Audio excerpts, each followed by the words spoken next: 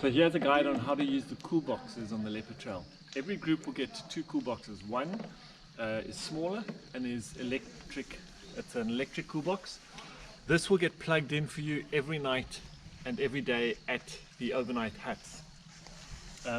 Please bearing in mind, even if you have your own electric cool box like this, you can't bring it along because our huts only have enough power for one. In addition, we supply as well a cool box.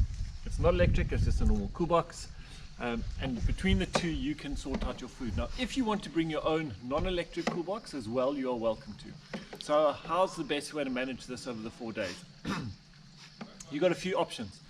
Option number one is that we recommend that for your food for night 3 and maybe even night 2, if you're having a braai, freeze it before you come and you put it straight into this, and by night 3 and by night 2 it will have defrosted and be ready for your braai.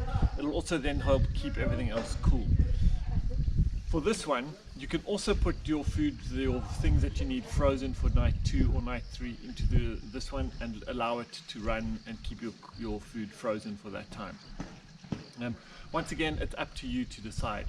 One of the things that we have been seeing and recommend is people use this one to keep ice for the whole of the Leopard Trail.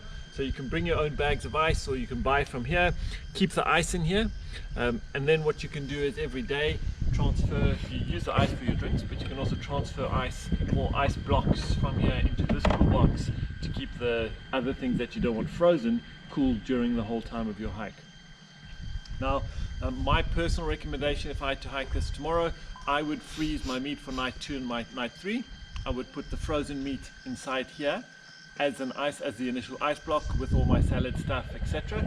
I would keep ice in this one, and I would also keep a few extra ice blocks so that I can then move the ice blocks from here to here when I need them. That's it from us. Have a great hike.